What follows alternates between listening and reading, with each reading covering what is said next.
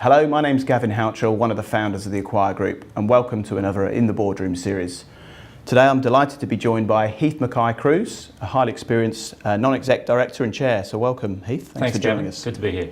Now, Heith, we'll get to hear a little bit about your career, but perhaps I understand you're on a number of boards. Perhaps you can just take us through who those are, please. Yeah, sure. So I'm on the boards of HiPages, Literacy Planet, Bailador Technology Investments, Lifehealthcare, ACG Education New Zealand, and philanthropically both Vision Australia and the Adara Advisory Board. Oh, fantastic. So you're a rather busy man then. Yeah, pretty active. And that's both here and across in New Zealand, right? Yeah, so Trans-Tasman. Yeah. All the boards are effectively Sydney, Melbourne, Auckland. So Fabulous. I do the triangle quite frequently. Yeah, I'm sure you do. Yeah, airport lounges and Yeah. so.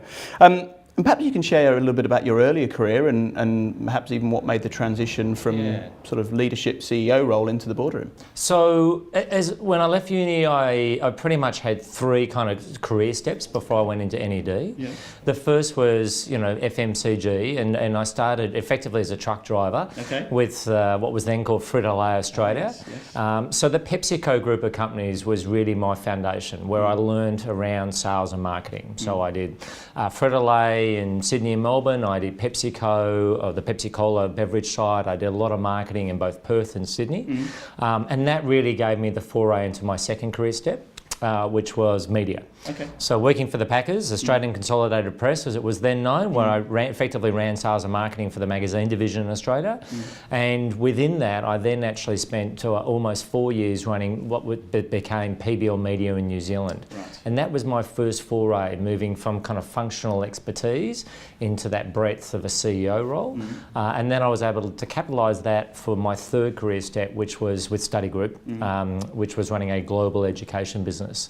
But the common parallel, and the reason why this is probably, I thought about the move to non-executive director was, it was all around disruption or being disrupted. It was all around growth, and it was all around leadership and the values of leadership. And I enjoyed that, but at the end of the day, per my intro, I get the benefit of actually not being on one treadmill. I'm actually on multiple treadmills, so I like that mental stimulation of actually being a diversity of quite a broad portfolio. Wow, fantastic. And reflecting on perhaps the last 12 months, and Chatham House rules apply, but in Boardroom, what are some of the pertinent topics, one or two things that executives should be thinking more about in these modern days? Yeah, so the first comment would be maybe not in the last 12 months, but certainly in the last 24. I think the ability for executives, not just CEOs, but C-suite, to really articulate the strategic direction of the business. Often I'm presented as a board director with what can be best described as a 3-year financial plan, an annual operating plan or a business plan, but not a strategy. And the ability to clearly articulate a strategy, everything from your vision and mission and values right through to your financials, I think actually has an incredibly empowering cascading effect. It aligns the board, it aligns management, it aligns the organisation, and actually helps set the kind of goals for the organisation.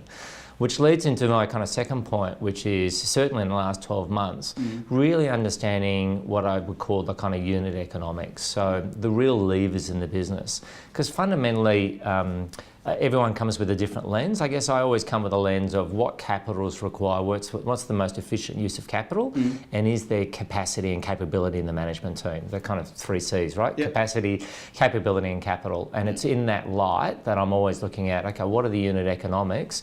If we buy a business or add something on or launch a new product or service, versus actually if we took some costs out or added people onto a bigger division, is there more economics that's actually appealing for the organisation's strategic objective? Now you talked about your 3 phases of your career in FMCG through then obviously into media and education. So you've spent many years leading businesses by leading people. What makes a great leader?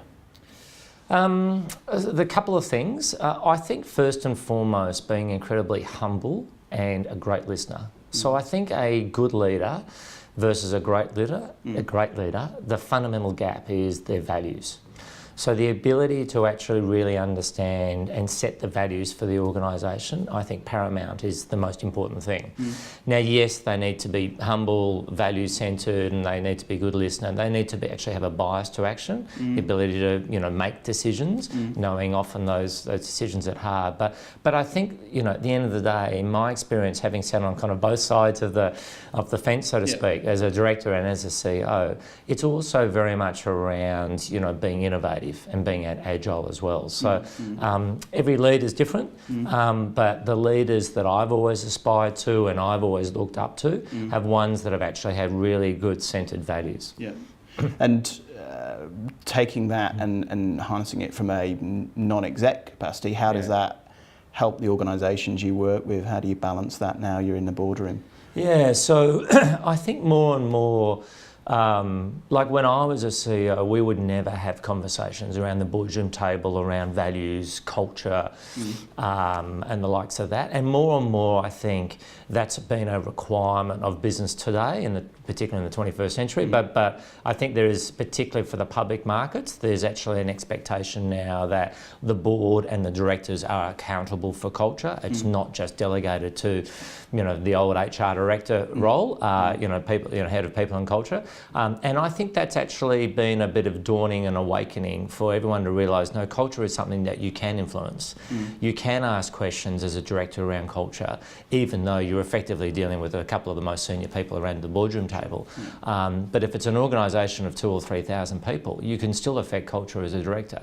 And I think that's incredibly important for a board and incredibly empowering, because you have to also live by that culture as well.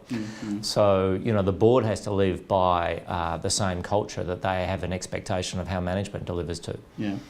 I was intrigued to hear you talk about the humility and I guess that alignment and obviously action orientation, obviously having the pleasure of knowing some of the people that have worked for you over the years. I did reach out to them to get a straw poll on what made you a great leader, and you'd be gobsmacked that out of the 3 words that were described, 2 of the words were exactly aligned and exactly what you said. So that's a good testament. Yeah. I've obviously paid them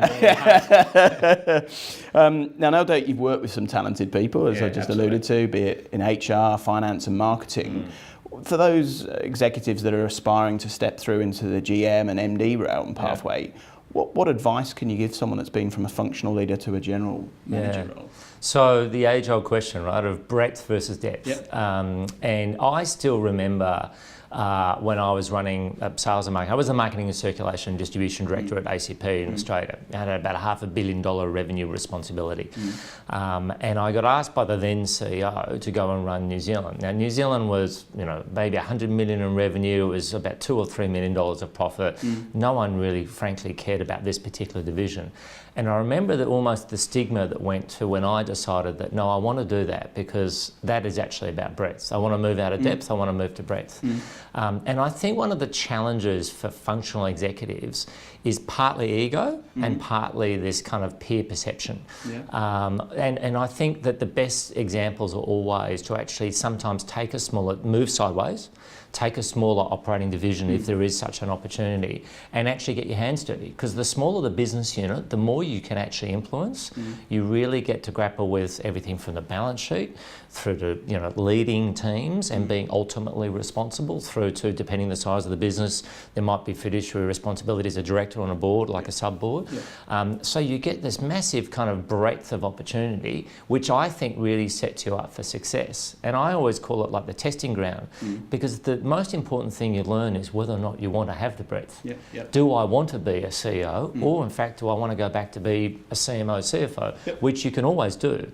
If you've had 10, 20 years experience as being a great CFO, and CFO is probably a good case in point. Over the last 15, 20 years, a lot of CFOs have stepped into CEO roles. We've seen it in government, treasurers stepping into prime minister roles. Now, as you and I both know, some work, some don't. And I think the ones that don't is because they've never been able to actually have that testing case to work out whether or not they really want it. So it's not for everyone, but I think it's always a good example to kind of what I would take, what we call a sideward step, and grab hold of an operating division. test your skills out. The skills that fundamentally there are two skills you're testing. One of them is actually the things that people tell you that you're not necessarily good at, but there's also those skills that you've never been tested on. So, a case in point is often a CFO gets told, yes, but, you don't have full appreciation of the sales and marketing capability and the likes of that. Well, often a CFO has never been tested on that. Yeah. So I kind of look at that and go, well, that doesn't mean you're not good at it, you've just never been tested on it. So go and test yourself on it. Yep. And I think that's the most important thing. So you get this great learning experience. The worst thing that happens if you're thinking about that and you may be a little bit tepid about it, is the worst thing that happens is you decide it's not for you. And you do it for a couple of years and you go, I want to go back. Yeah. I think it also makes one a better group CFO if you've sat in a division already, another organisation in that P&L role. So absolutely. And particularly with these executive leadership teams, and this is, whether it's a small, medium or large size business, your breadth of responsibility and your thinking, your critical thinking has to be much greater than your functional expertise anyway. So great to hear. Now, one final question and a bit of a hypothetical. Oh yes. So you walk into your next boardroom and you can take one or two people with you, dead or alive, I said hypothetical. Who would you bring in and why? Yes, this is the Gavin question. They get asked all the time. So I've got a current and a past. I'd Elon Musk. Okay, yeah. Because I'm really impressed that, if we had this conversation probably 3 or 4 years ago, everyone would have thought of Elon as the Tesla guy. Fundamentally, he's created a disruptive model to what you and I would know as, classic, car and automobile market. But actually, deep down, that was his first step. His second step was really batteries and solar, and the kind of, renewable batteries as a kind of solar solution. And I think that's actually fascinating that, he is actually such an innovator and such a strategic thinker. He can really bring insights to the boardroom table. So the other one would actually be Napoleon. Okay.